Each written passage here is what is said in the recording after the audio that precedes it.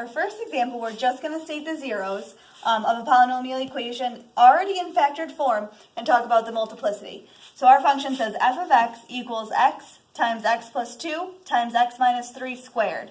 So if I'm stating the zeros, I want to set each one of these equal to 0. So I want to set x equal to 0, x plus 2 equal to 0, and x minus 3 equal to 0.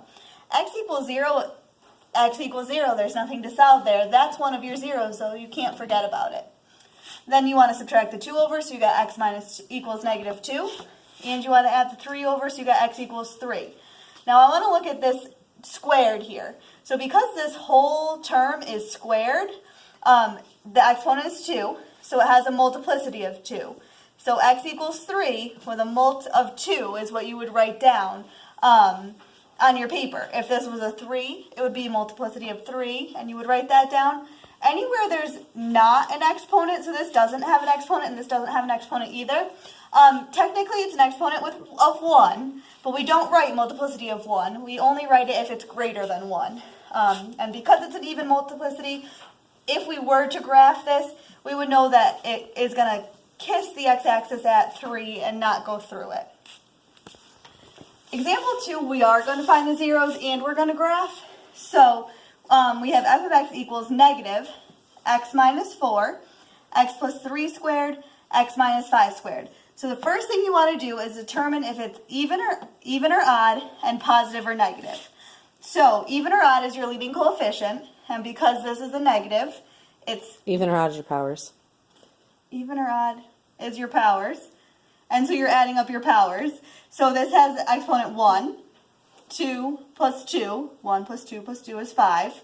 And then positive or negative is your leading coefficient. So because this is negative here, you have a negative leading coefficient. So that can lead me to step 2 that says draw the ends.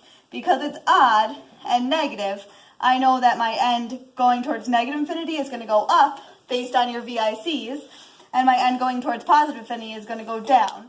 So you can draw that right into your graph before you figure out what the zeros are. And then you want to find the zeros and then plot them. So I have x equals 4, x equals negative 3 multi 2, and x equals 5 multiplicity 2. So I'm going to plot x equals 4 on my x-axis. I'm going to plot x equals negative 3 on my x-axis and 5 on my x-axis. And at these two with multiplicity 2, that's even multiplicity, so it's going to touch and turn around, or just kiss it and turn around, and it's actually going to go through my 0 at 4. So,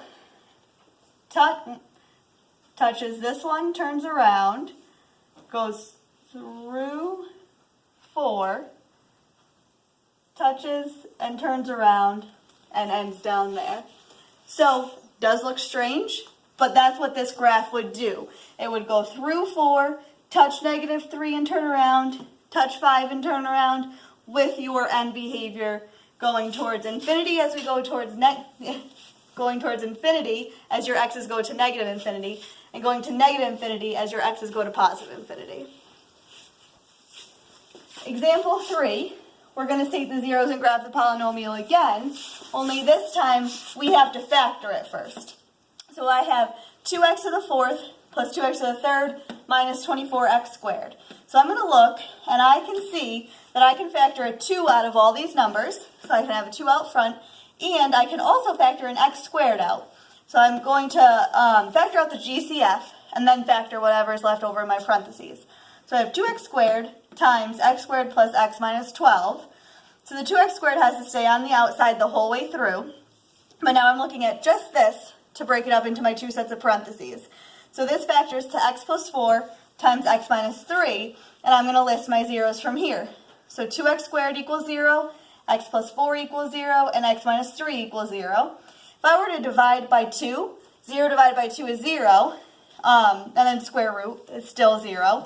But because of this squared, it has a multiplicity of 2. X equals negative 4, and x equals 3. So I know it's going to kiss at 0, go through at negative 4, and go through at 3.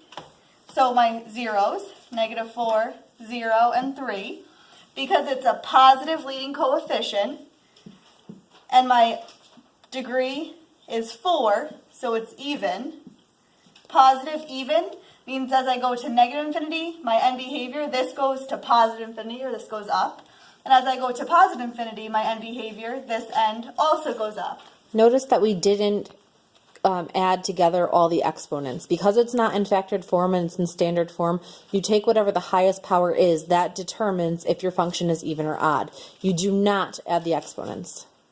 And then negative 4 goes through, 0 kisses or touches and turns around, and then 3 goes through also. And it'll end up looking like that.